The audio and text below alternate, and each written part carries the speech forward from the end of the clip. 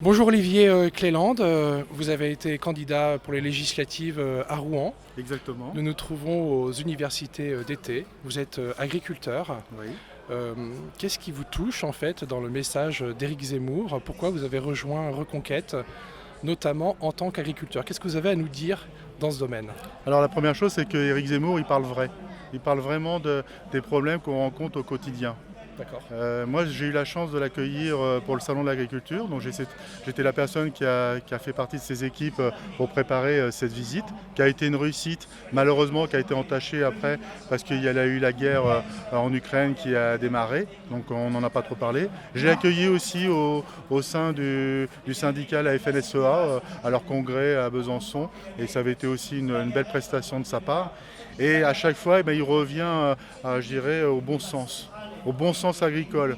Aujourd'hui, nous, on a énormément de contraintes et tout, et je pense aussi au niveau du pays varois, c'est la même chose. Les viticulteurs et tout, aujourd'hui, ont énormément de problèmes de protéger leur vignoble et tout, de tout ce qui est insectes, moisissures et ainsi de suite. Alors, qu'est-ce que c'est que le bon sens agricole justement à notre époque? Le bon sens agricole, c'est par exemple déjà de produire suffisamment pour nourrir notre population. Et on s'est aperçu depuis quelques années, la France et l'Europe aussi n'arrêtent pas de nous sortir plein de règlements complètement stupides qui a pour conséquence de réduire la production agricole française et bien sûr européenne.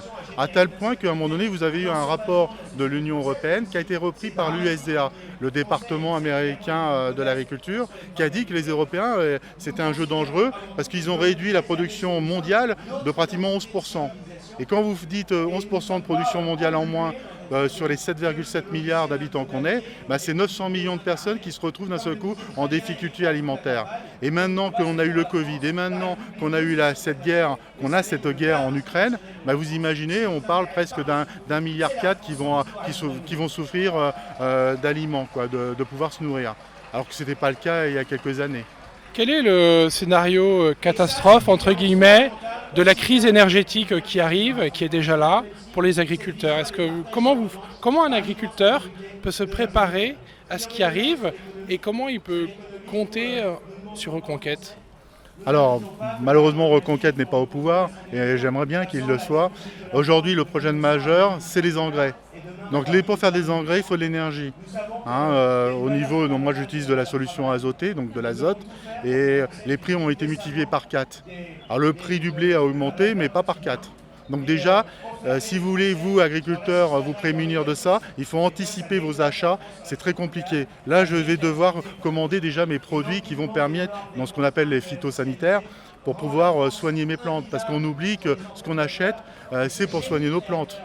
Les gens nous parlent qu'on est des pollueurs, mais qu'il ne faut plus utiliser la chimie. Mais tout le monde, énormément de gens ont utilisé le vaccin, l'ARN messager, et il n'y a pas plus non naturel que ce produit-là. Mais ça n'a pas posé de problème. Donc c'est l'anticipation.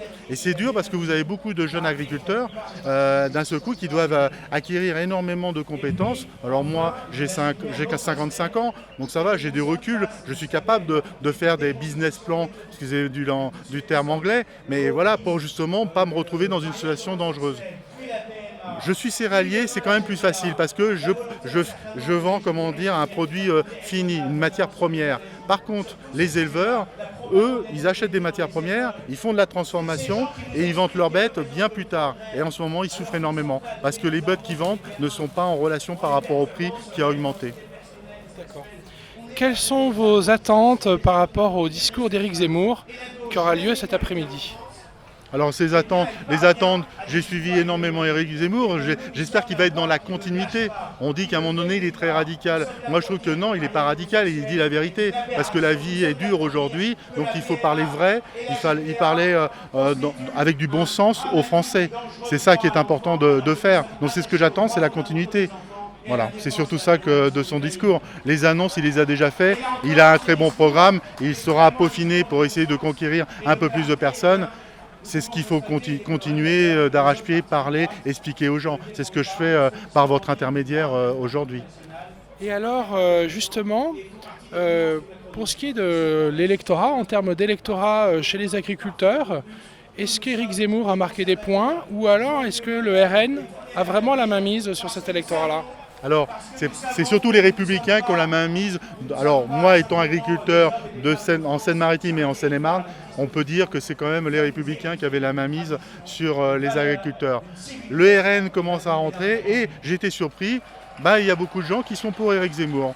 À tel point, je vous disais, je l'ai accompagné au congrès de la FNSEA et il y a des gens qui n'osaient pas le dire en public, mais qui me tapotaient sur l'épaule en disant c'est super ce que vous faites, je vous admire, vous êtes courageux et sachez que je partage vos idées. Et ça, franchement, ça reguingue et ça donne la pêche après. Voilà. Écoutez, on vous remercie beaucoup et on vous souhaite bonne chance et bon courage pour la suite dans votre métier très utile pour la France.